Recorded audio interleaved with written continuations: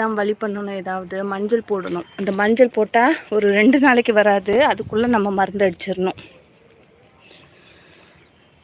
மூக்குத்தி அவரங்க பாருங்கள் மேலே வரைக்கும் போயிடுச்சு. அது பீக்கங்காய் இன்னொன்று போட்டிருக்கேன். அதுவுமே வந்து நல்லா பூ விட ஆரம்பிச்சிருச்சு.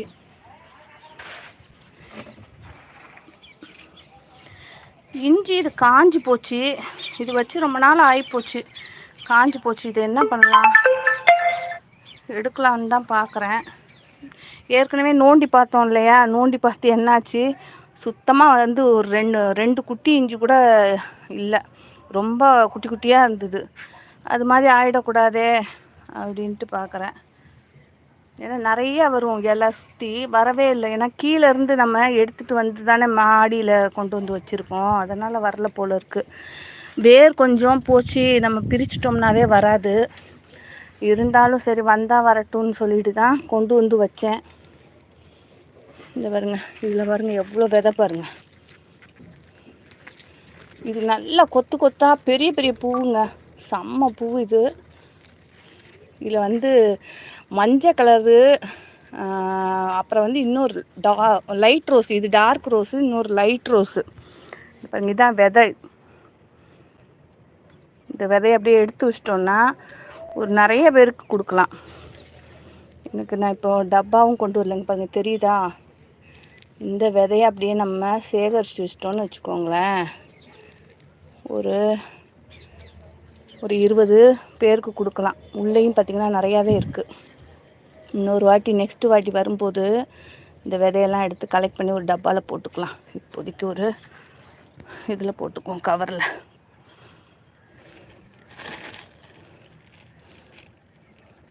இந்த விதை கலெக்ட் பண்ணுறது பெரிய வேலை.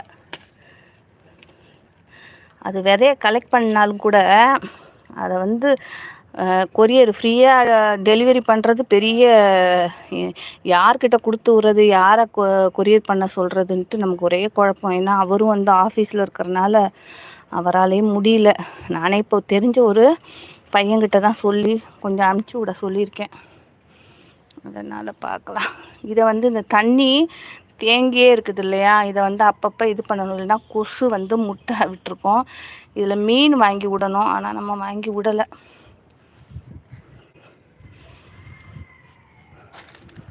நான் என்னமோ இது வச்சுருந்தேன், அது என்ன பீன்ஸு எங்கே அந்த இங்கே வச்சுருக்கேன் பாருங்கள். இதில் பீன்ஸ் வச்சுருக்கேன் பாருங்கள், செடி பீன்ஸு. ஏற்கனவே 4 பீன்ஸ் வந்து போட்டுட்டேன். இதை வந்து சரி உங்களுக்கு போட்டு காமிக்கணும் அப்படிங்கிறதுக்காக இதை அப்படியே வச்சுருக்கேன் பாருங்கள். எதில் வைக்கிறதுன்னு தான் தெரியல. ஏன்னா எல்லா தொட்டிலையும் ஒவ்வொரு செடி இருக்குது. இதுலன்னு இல்லாமல் எல்லாத்துலேயும் ஒன்று இருக்கிறனால இதுக்கும் கொஞ்சம் சத்து வேணும். அதனால் இதில் வைப்போம்மா அப்படின்னு பார்ப்போம். கொஞ்சம் காஞ்சி தான் இருக்குது, தண்ணி தான் விடணும் போல் இருக்குது. பாருங்கள் மண் இதெல்லாம் இங்கே பாருங்கள். இதுக்கும் அதுக்கும் ஒரே டயத்தில் தான் விட்டேன். ஆனால் இதில் பாருங்கள் நல்லா ஃபுல்லாக மண் ஈரமாக இருக்குது. அதில் பார்த்தா காஞ்சி போய் இருக்குது. 2 வச்சுட்டேன். இந்த 2 தூக்கி இதில் வச்சு விட்ருவோம்.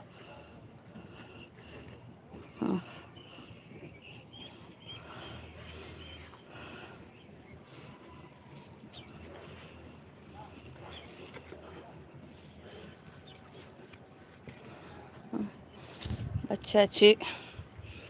இப்போ பார்த்திங்கன்னா ஃபுல்லாக ஓரளவு வேலை முடிஞ்சு. தண்ணி மட்டும் கொஞ்சம் ஊற்றிட்டு கிளம்ப வேண்டியதுதான். இது வெள்ளரி பிஞ்சு, இது வந்து பீக்கங்காய். இதுதான் என்னன்னு தெரியல, பார்ப்போம்.